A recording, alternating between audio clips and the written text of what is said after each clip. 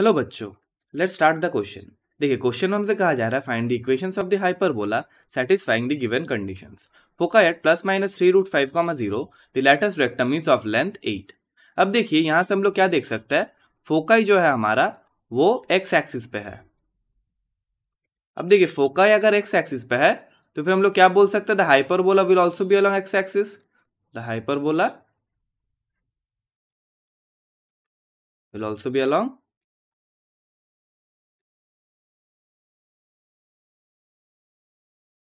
x axis. अब देखिए, अगर हाइपरबोला अलोंग x एक्सिस है तो फिर इसका जो जनरल इक्वेशन होगा वो क्या हो जाएगा, वो हो जाएगा हमारा x² बाई a का square minus y² by b का स्क्वायर इज इक्वल टू 1। अब देखिए, फोकाई का जो कोऑर्डिनेट है वो है हमारे पास ±3√5,0। अब देखिए, फोकाई का जो स्टैंडर्ड कोऑर्डिनेट होता है वो क्या होता है, स्टैंडर्ड कोऑर्डिनेट हो जाता है ±c,0। तो फिर देखिए, यहाँ से हमारा c का वैल्यू आ जाएगा 3√5। ये हमारा c का वैल्यू आ गया। अब देखिए, लैटिस रेक्टम का लेंथ हमारा गिवन है 8 और हमें पता है लैटिस रेक्टम का जो लेंथ होता है वो होता है 2b² बाई a के बराबर। अब देखिए, क्वेश्चन में हमारा 2b² बाई a क्या गिवन होगा, फिर 8 होगा। अब देखिए, इसी को आगे सॉल्व करते हैं तो फिर यहाँ से देखिए हमारा 2b² इज इक्वल टू आ जाएगा 8ak और यहाँ से हमारा b² आ जाएगा 4ak। अब देखिए, हम लोग को पता है c का स्क्वायर बराबर होता है a का स्क्वायर प्लस b का स्क्वायर। अब देखिए, वैल्यूज को सब्स्टिट्यूट करते हैं। देखिए, यहाँ से हमारा c है हमारे पास 3√5 का whole square is equal to होगा a का स्क्वायर प्लस b का स्क्वायर मतलब 4 टाइम्स ऑफ a।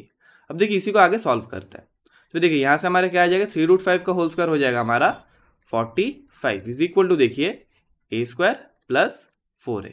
इसी को हम लोग ऐसे लिख सकते हैं a² plus 4a minus 45 is equal to 0। तो फिर देखिए, इसको हम लोग मिडिल टर्म फैक्टराइज करेंगे तो फिर क्या आ जाएगा, a² plus 9a minus 5a minus 45 is equal to 0।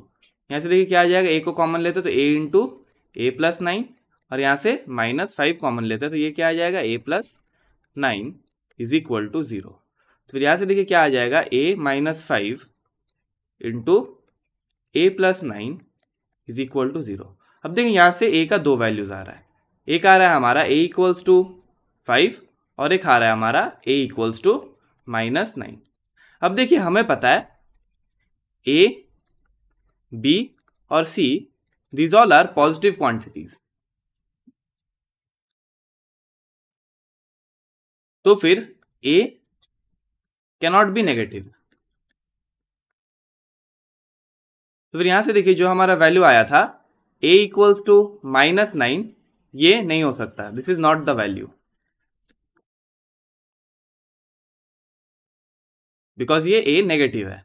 अब देखिए, तो फिर हमारा a का वैल्यू क्या आ जाएगा, a का वैल्यू हमारा आ जाएगा फिर 5 और यहाँ से देखिए a का स्क्वायर हमारे पास क्या आ जाएगा, a का स्क्वायर हमारे पास आ जाएगा 5 का स्क्वायर जो कि होता है 25। अब देखिए, हमें पता है अब c का स्क्वायर होता है a का स्क्वायर प्लस b का स्क्वायर। यहाँ से देखिए, c का स्क्वायर मतलब क्या था हमारे पास, 3√5 का होल स्क्वायर और a का स्क्वायर मतलब 25 प्लस b का स्क्वायर।